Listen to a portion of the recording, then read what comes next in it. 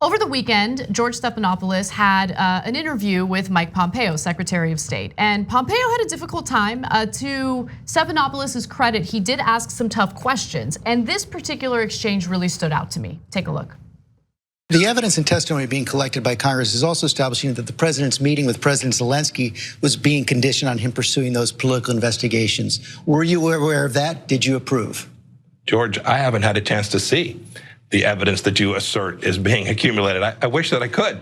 I frankly wish that State Department lawyers were being permitted in the room to hear testimony from State Department officials. This is deeply unfair to the officers that serve under me. It's wrong. I can't comment on what they're saying because I have not been permitted to either have a lawyer present or to see the recorded transcripts or the translations of what was said in those. So I can't comment on what people may or may not be saying in that room. Frankly, you can't either. You weren't there either, George. So he's effectively throwing people under the bus. No, I don't know about this. If they did this stuff, it's very wrong. But I don't know anything about it. I don't know anything about it. Yeah, and some of those folks are talking about the things that Pompeo did wrong. And he's like, I really want to support them. That's why I'd like to be in the room with them as they're saying those things about me. Oh, okay, yeah, it sounds like you want to support them. No, he wants to be able to take notes and intimidate them. And so that's not how this process works. So the impeachment moves forward, the investigation moves forward. Donald Trump is losing more and more support among Republican lawmakers. Not specifically in regard to this impeachment investigation, but when you couple the debacle with Trump Doral and how he wanted to host the G7 there, Republicans were finally critical toward Trump in regard to that, and they've been openly and transparently critical toward Trump when it comes to Syria. So the walls are starting to, cave in on him, and he's starting to panic, and it's fun to watch. It really is, because he's gotten away. I mean, just going back to when he said, Democrats stick together, but Republicans don't, right? And he's really upset at the criticism. He did it like that too. He did it like that, yeah. He's really upset that they're now openly criticizing him. But in reality, he just fails to realize that he's been the luckiest president in American history. Like, he has gotten away with so much, and they have tucked tail and they have supported him publicly, even though maybe behind the scenes they're not so supportive. He's gotten away with everything, and it's incredible that it's taken this long for the walls to cave in on him. Yeah, and even so, he's rallying Republicans as we speak, and we have these nonsensical conversations. Mick Mulvaney comes out and says, "I didn't say what I said on TV," and people are like, "Oh well, maybe he didn't say it. Let's debate it." Donald Trump says Adam Schiff should be deposed because he did one portion of his reading of the non-transcript of the Ukrainian call was parody. And he's like, well, that's it. I found something that I could say was not completely accurate by one Democrat.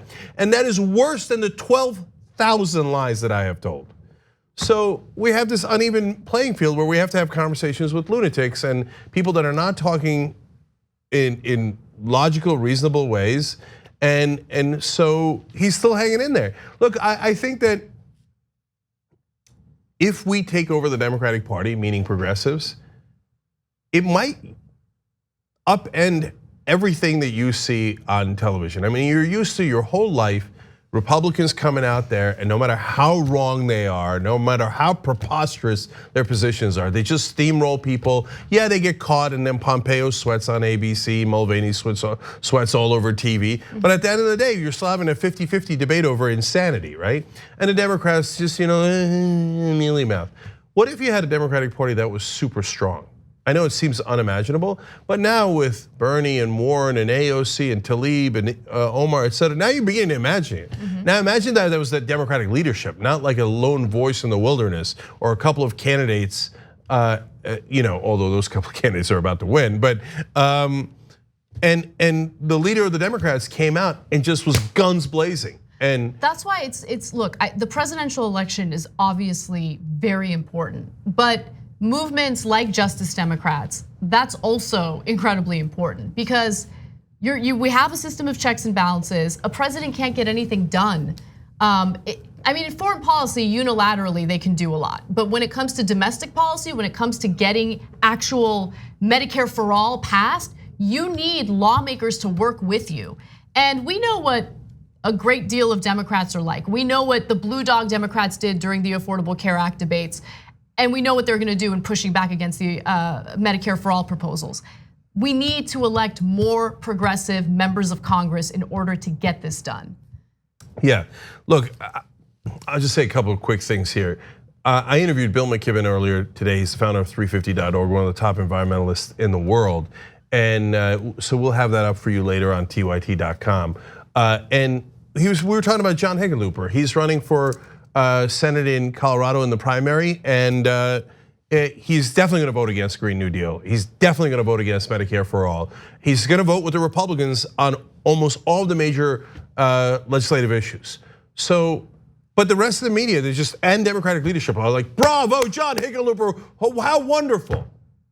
It just doesn't make any sense. It's all because of the money, the money, the money. They all take the corporate money, they do what they want. So just imagine a world, and you can make this happen. You can vote for Andrew Romanoff instead of Hickenlooper in Colorado and change the entire planet if you do. I'm not kidding, right? That Hickenlooper's vote is that important, that race is that important.